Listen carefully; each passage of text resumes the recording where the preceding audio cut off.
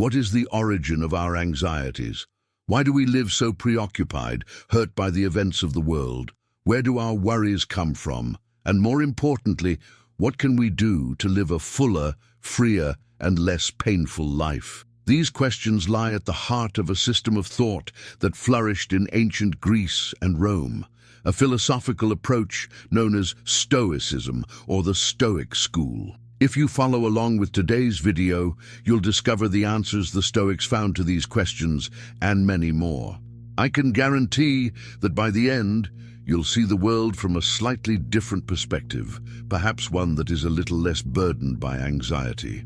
In our last video, where I introduced philosophical thinking, I asked you to choose what today's video should be. I offered two options, one about philosophical perspectives on love and the other on the Stoic school. We received over 140 votes in the comments, and the majority, around 70%, chose Stoicism.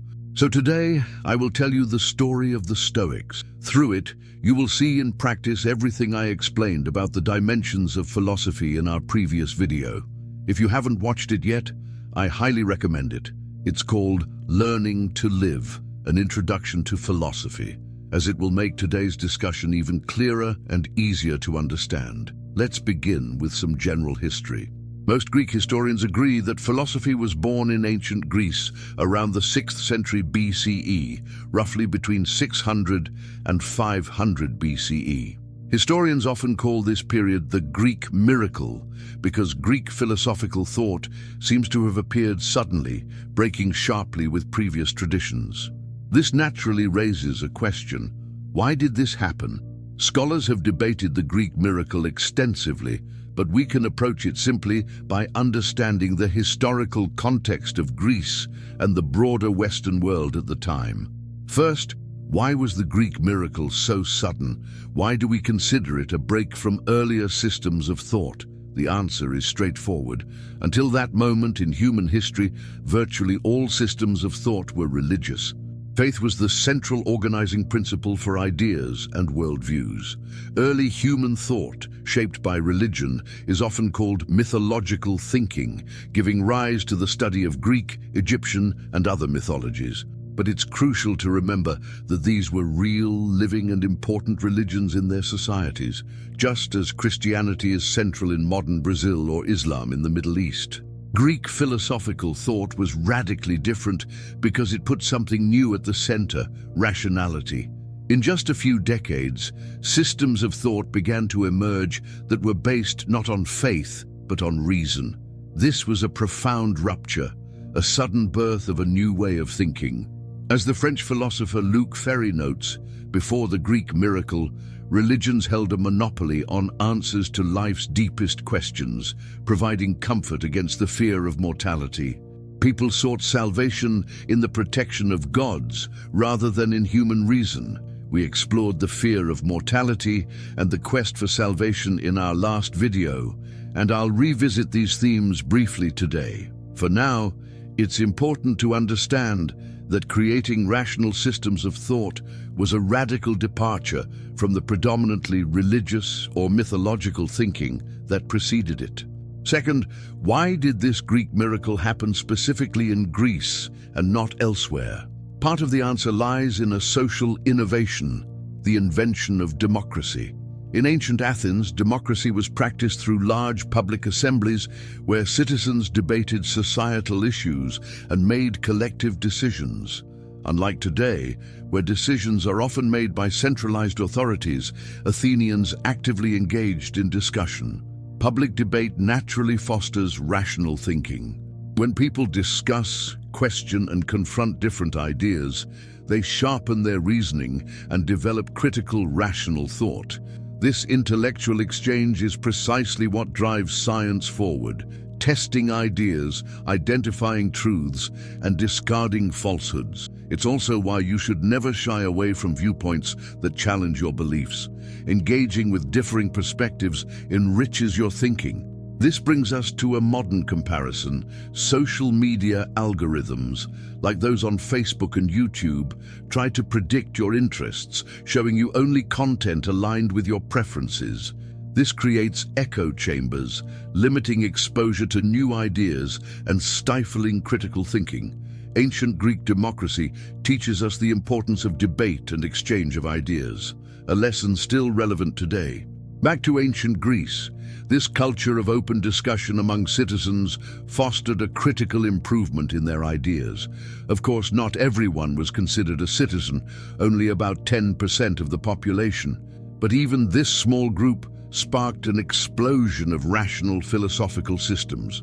By the 4th century BCE, there were numerous philosophical schools. One such school was founded by Zeno of Citium, born in 344 BCE and died around 262 BCE.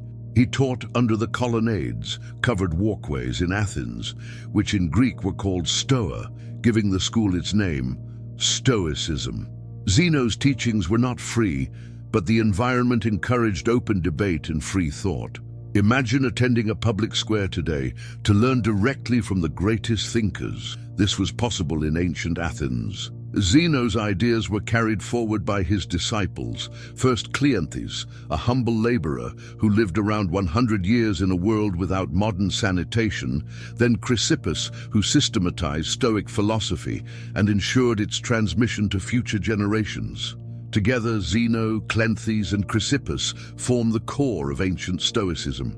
Stoicism experienced a second wave in Greece in the 2nd century BCE and a third in Rome in the 1st centuries CE. Fortunately, many texts from this later Roman Stoicism survived. The most prominent Roman Stoics were, in chronological order, Seneca, 4 BCE 64 CE, who tutored Emperor Nero, Epictetus, and Marcus Aurelius. Seneca, despite living under the tyrannical Nero, produced profound philosophical works. I will dedicate a future video to his life and thought. For now, know that he was a key Stoic philosopher, bridging the wisdom of Greece to the Roman world. After Seneca, another important figure in Stoicism was Musonius Rufus, born in 25 CE and dying in 80 CE. He was a teacher who, at times, faced persecution under the Roman authorities. Perhaps the most renowned Stoic philosopher of all was Epictetus, a freed slave born in Greece who spent part of his life in Rome. He was born in 50 CE and died in 130 CE.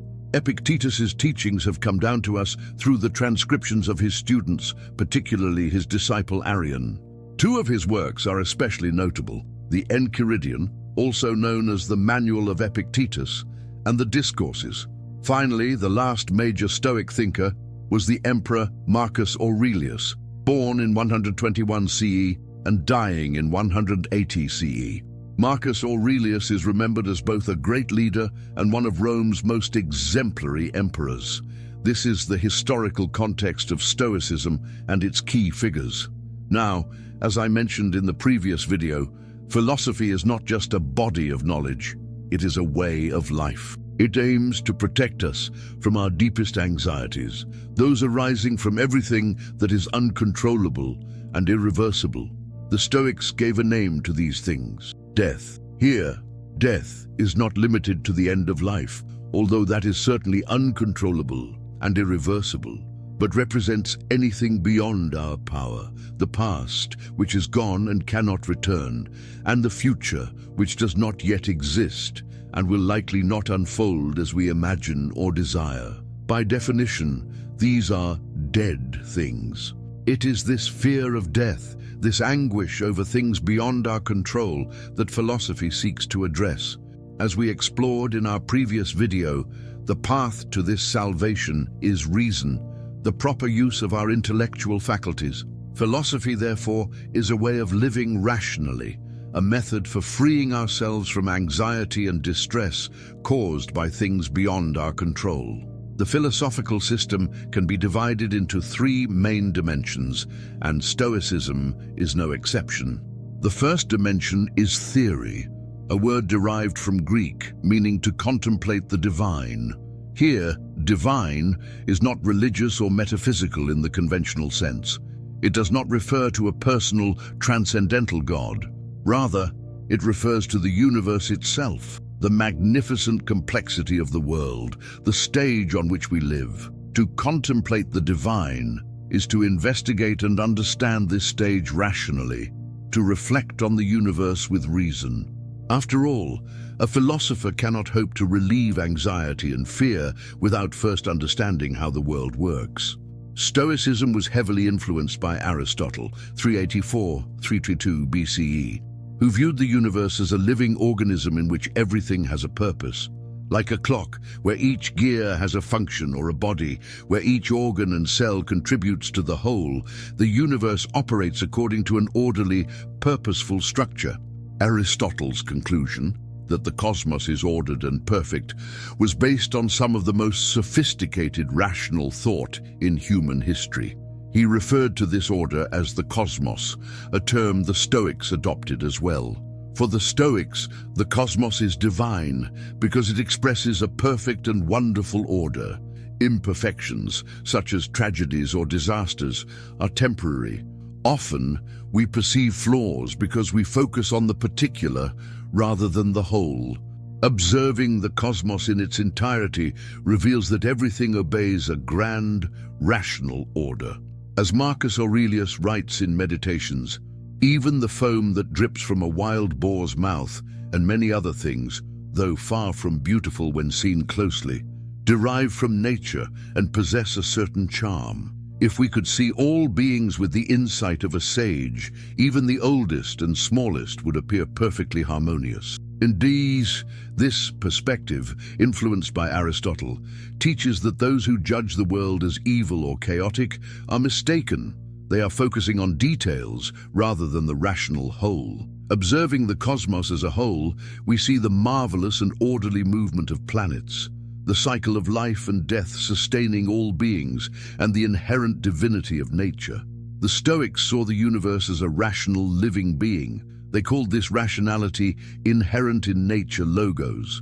It is crucial to note that this concept of the soul differs from Christian or Spiritist ideas, or even Plato's notion of the soul. The soul of nature is precisely its rational structure, the logos within all things. Later, this idea would become known as animism, from the Latin anima, meaning soul. This cosmology, based on logos, suggests that matter itself is alive, imbued with reason, giving rise to a pantheistic view, pan, all, and theos, God. Popular culture often touches on this idea.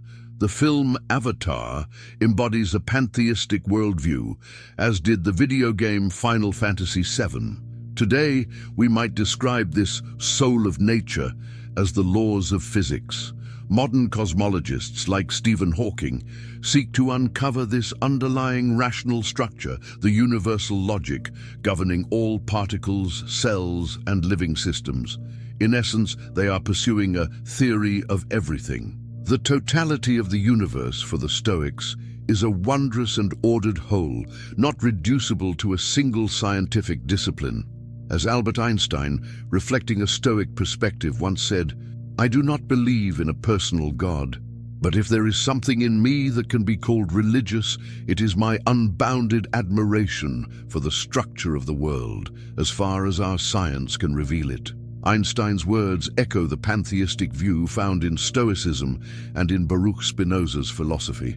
For Spinoza, God is the order of nature itself, not a personal deity concerned with human affairs. In Stoic theory, the divinity of the world is both immanent and transcendent. Something is immanent if its existence is inseparable from the world. It cannot exist outside of it. Conversely, something is transcendent if it exists beyond the material world, as many religions describe God, outside the physical universe, on a higher plane of existence. We can see then that the Stoics' concept of the divine is immanent because it is represented by the perfect order of nature, by the cosmic order, by the rational logic, logos, that governs everything in the universe. In this sense, the divine is inseparable from the natural world, from the material world. But notice also that this divinity, the rational logic governing the universe, the logos, the cosmic order, is not the creation of a personal God, nor is it the product of human beings. The cosmic order is entirely external. It is completely independent of our choices. In other words, the cosmos and its logos are radically superior and beyond us. The only thing we can do is contemplate the cosmos, observe it, and understand it, without ever influencing or creating it. For this reason, the Stoics also considered the divine to be transcendent. This is what they meant when they said that God is transcendence within immanence, or that the divine is simultaneously immanent in the world and transcendent relative to humans. As Chrysippus, a student of Zeno, put it, the celestial bodies and those whose order is always the same cannot be made by humans. And Cicero, commenting on the early Stoics, wrote, "The world must be wise, and nature, which contains all things, must possess perfection through reason, logos." Thus the world is divine. Here, if God is not a personal deity, this is the God of Einstein or Spinoza, the divinity expressed in the wonderfully complex rational order that governs the universe. Human reason does not create it. It only contemplates and seeks to understand it. I know these ideas are challenging to grasp because our modern conception of the divine is so different from that of the Stoics. But I want you to try, even for a few minutes, to set aside our contemporary ideas and see the world as the Stoics did. This brings us to the second dimension of philosophy, ethics, also called morality, the study of human conduct and practice. After rationally understanding the universe, theory, we must reflect on the best way to live and coexist within it. In ethics, Stoicism truly shines as one of the most remarkable philosophical systems in history. We have seen that for the Stoics, the cosmos is perfect and ordered. This perfection arises from an immanent rationality, logos, in nature. Yet this logos is also transcendent because it is external and superior to us. It is independent of our desires, will, or actions. So what ethics corresponds to such a universe? In other words, how should we live and interact in a world that functions this way? What are our duties if we wish to live a life worth living? The answer is clear.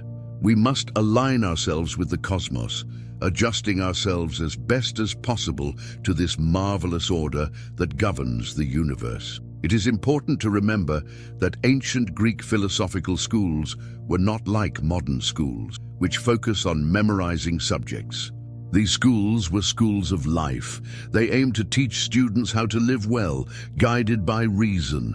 For the Stoics, after understanding the universe, ethics consists of practical exercises of wisdom, conducts and practices you can adopt in your daily life, starting today. By aligning ourselves with the cosmos, we can live more freely, less burdened by fear and anxiety caused by things that are irreversible and beyond our control. According to the Stoics, the first step is to understand that death does not exist as an end. Death is a natural passage, a transformation within the cosmos.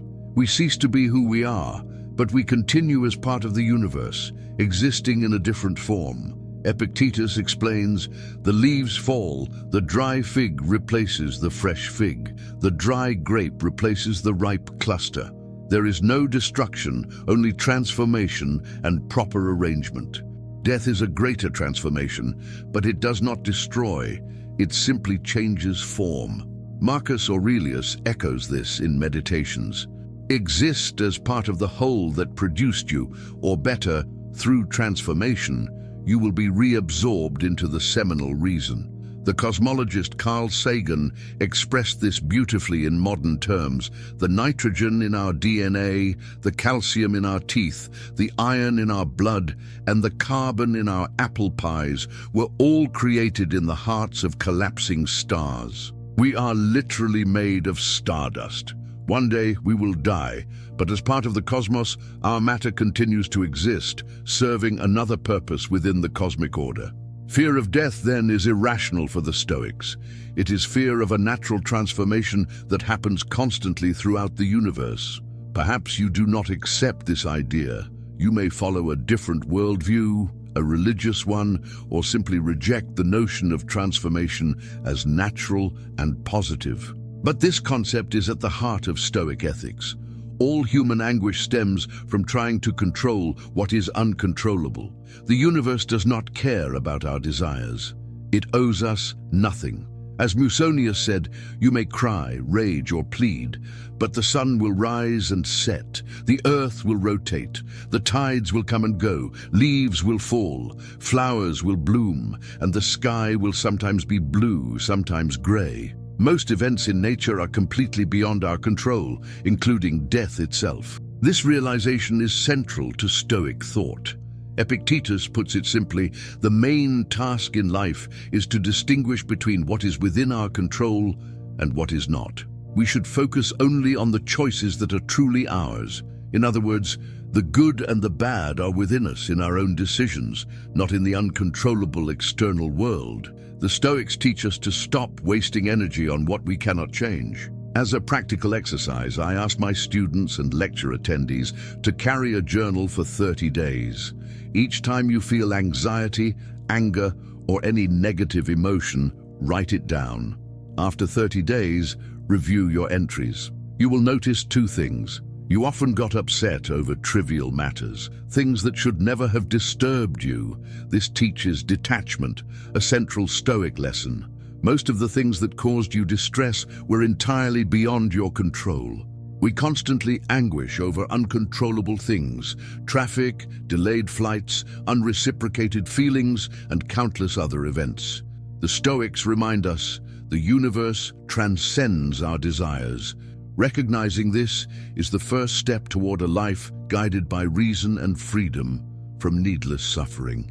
For the Stoics, the first thing we must do is distinguish between what is within our control and what is not. Naturally, some things are fully within our control, while others are only partially so.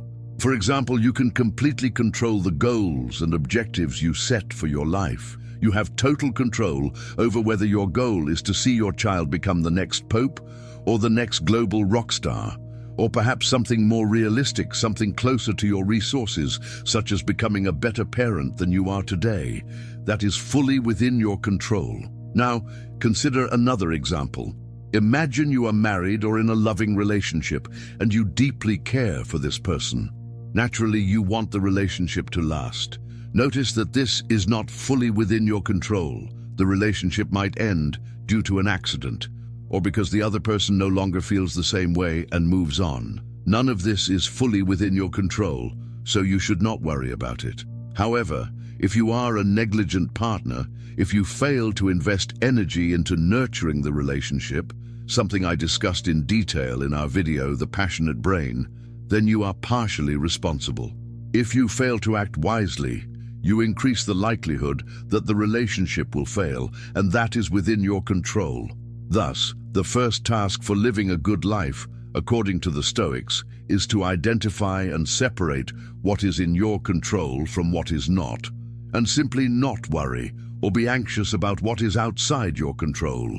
It is equally important not to become attached to the good things that happen, as these are also largely out of our control. For example, imagine that due to favorable economic conditions, your company performs exceptionally well, and you receive a promotion. For the Stoics, it is crucial not to fall into the illusion that this promotion was entirely under your control, or to expect that such promotions will always happen. This success was the result of chance, of providence, as the Stoics would say. You can enjoy the joy of it, of course, but never assume the universe owes you these things. Just as external factors allowed you to receive a promotion, those same uncontrollable factors could have led to your dismissal. This brings us to two aspects of life that are almost entirely beyond our control, yet cause some of humanity's deepest anxieties: the weight of the past and the uncertainty of the future. For the Stoics, these are the heaviest burdens. They distress us, diminish our lives, and yet we cannot change them. These two forces are nostalgia and hope. Stoic thought is at the root of modern psychology, including psychoanalysis and later scientific approaches like cognitive behavioral therapy. Freud wrote that those imprisoned by the past are unable to enjoy or act in the present. Modern psychology generally agrees we must confront painful memories and accept that we cannot relive what is gone. Nostalgia for lost paradises, memories of joy, and even traumas all act as anchors, preventing our lives from moving forward freely. Marcus Aurelius wrote in Meditations, "Do not refuse yourself, simply abandon the past, trust the future and providence, and direct your present action toward piety and justice." And elsewhere, "Everything you wish to achieve in the long run, you may achieve now if you do not refuse yourself. Abandon the past, trust the future, and direct your actions in the present toward piety. To love the portion that nature assigns you, for she produced it for you and you for her, and toward justice, to speak truthfully, freely, and to act according to law and virtue. Let not your entire life be disturbed by imagined misfortunes. At every present moment ask, what is unbearable or irreversible in this event?" The central idea is that life exists only in the present. The past is dead, beyond our control. The future is the work of chance, of providence, and so it too is dead in the sense that it does not yet exist.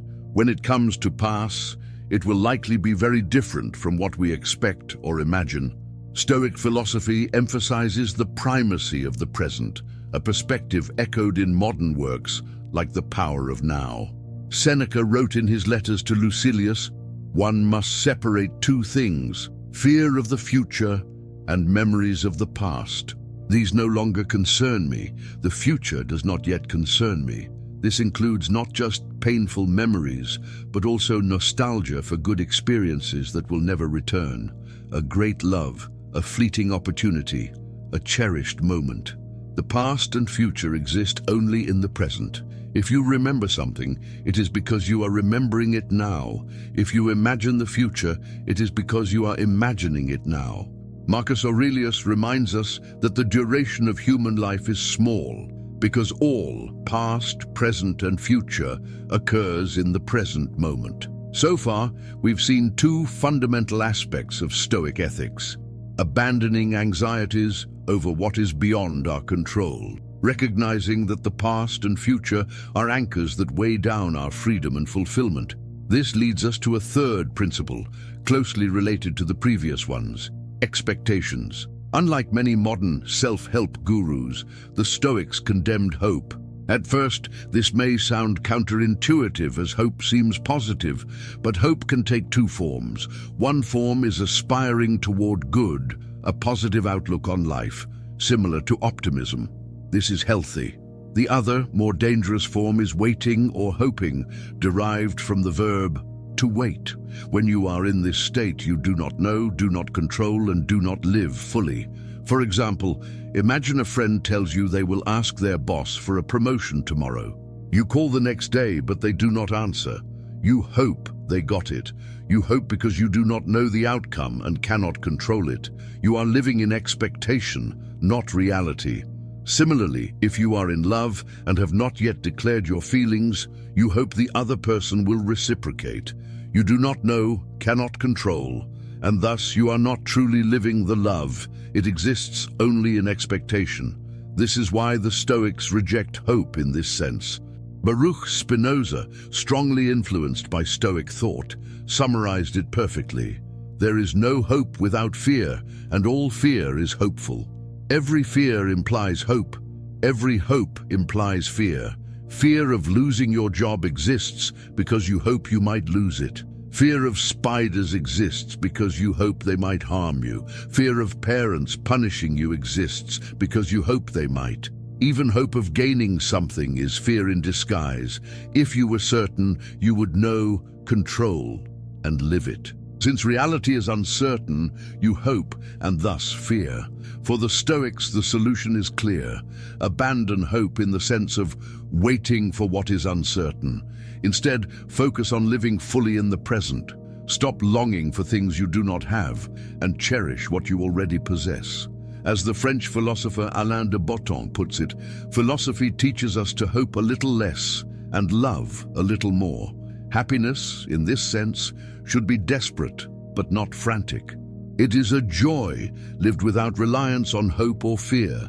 This is what Stoics call the desperate happiness, beautifully described in his book, Desperate Happiness, heavily influenced by Stoic thought. This concept of desperate happiness means that we must be very careful with our expectations. If you stop and observe, many of our frustrations arise precisely because of our expectations. We hope, we expect that the world owes us something. For example, I live in São Paulo, Brazil. The other day, I arranged to have dinner with a friend at 8 p.m.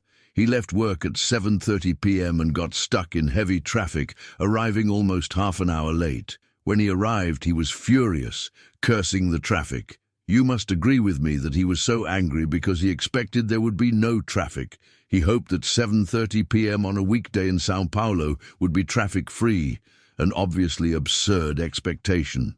This is exactly what the Stoics were warning against. We often create expectations and assume the world owes us something. My friend expected empty streets, and when reality didn't match, he became frustrated. This doesn't apply just to traffic. It applies to nearly everything in life. You get angry because your flight is delayed.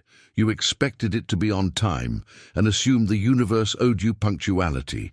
You are deeply hurt because a loved one does not return your affections, ending a relationship.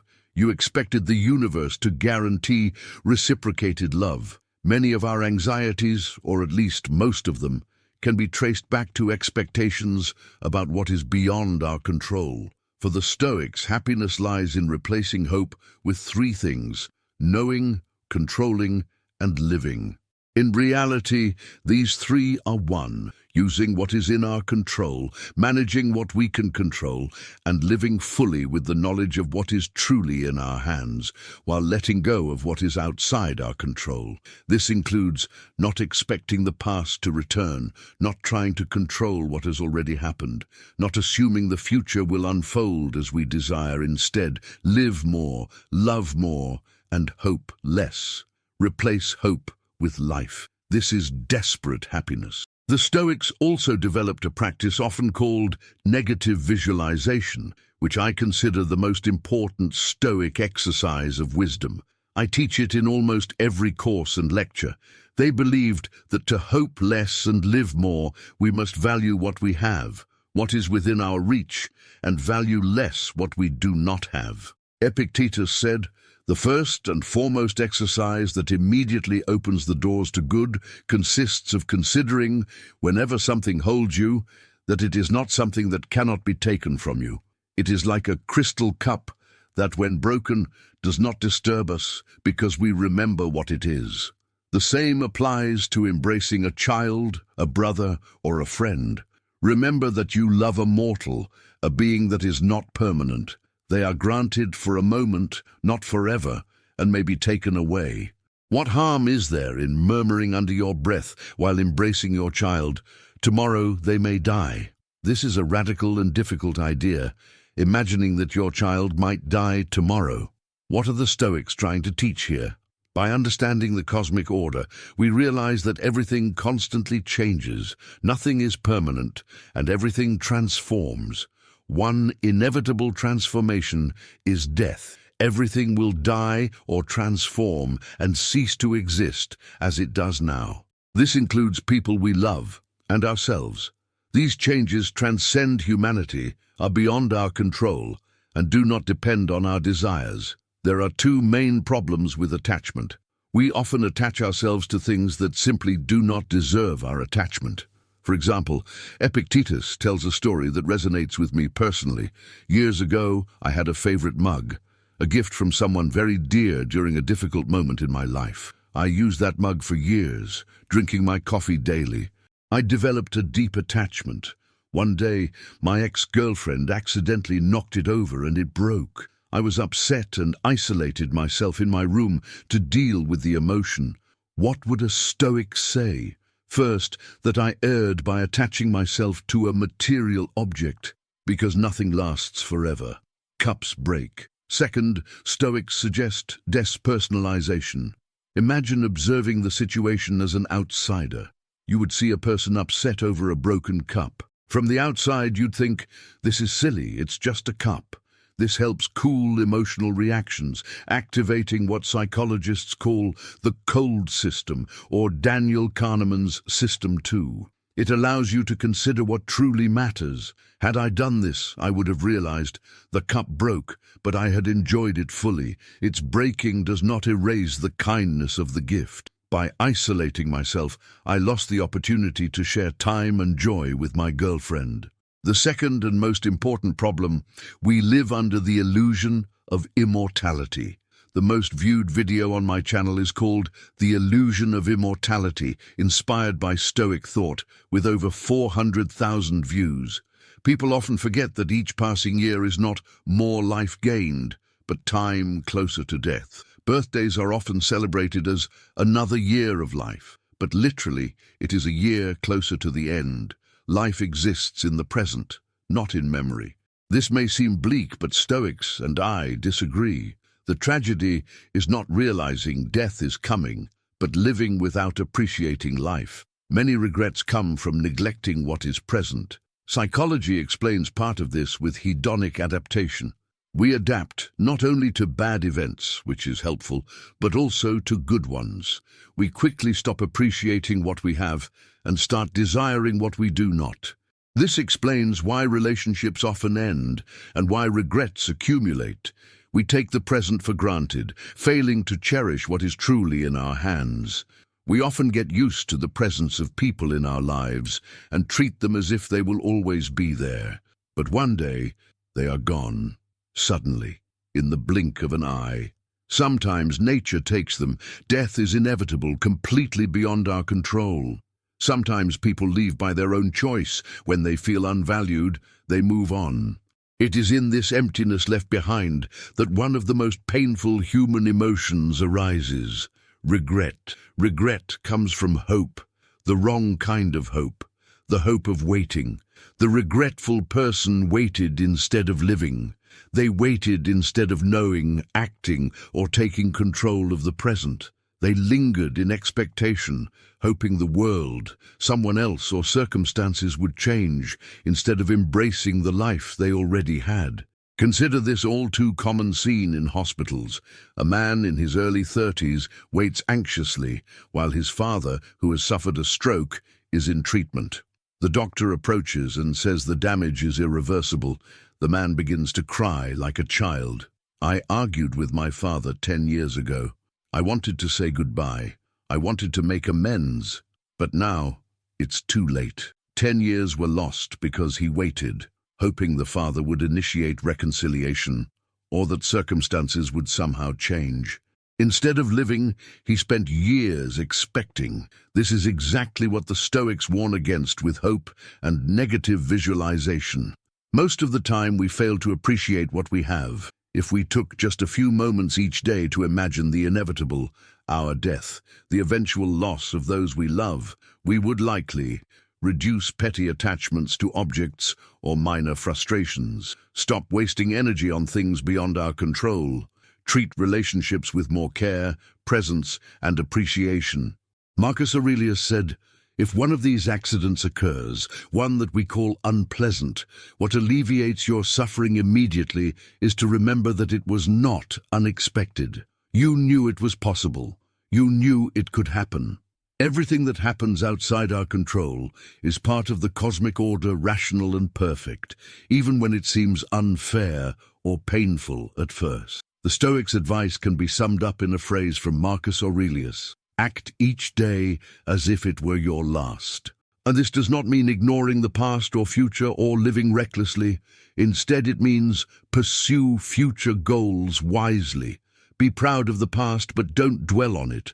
Accept that most events in life are beyond your control. By embracing this mindset, we practice Memento Mori, remember you will die, and use it to value each moment, appreciate relationships, and focus on what truly matters. At the end of the day, the best we can do is go to bed, knowing we did our best today. We invested energy where we could. We appreciated the present. We let go of what was beyond our control. The third dimension of philosophy, the ultimate goal, is salvation, wisdom and freedom from anxiety. I am not a sage, I still fear and err, but Stoic ideas have helped me live a little more fully, worry a little less about trivial things, and value the people and opportunities around me. If you enjoy this philosophical dialogue, you might like our book In Search of Ourselves, available in bookstores across Brazil. You can purchase it at Saraiva with a 20% discount by searching for my name, Pedro Calabres, or the co-author, Barros Filho. A link is also in the video description. The ideas in this video are inspired by Luc Ferry's Learning to Live and André Comte-Sponville's Bond of Anguish, both highly recommended. If you liked this video, please leave a like and comment. Your feedback helps shape our content. Don't forget to subscribe and hit the bell to receive notifications of new videos. Thank you, and see you next time.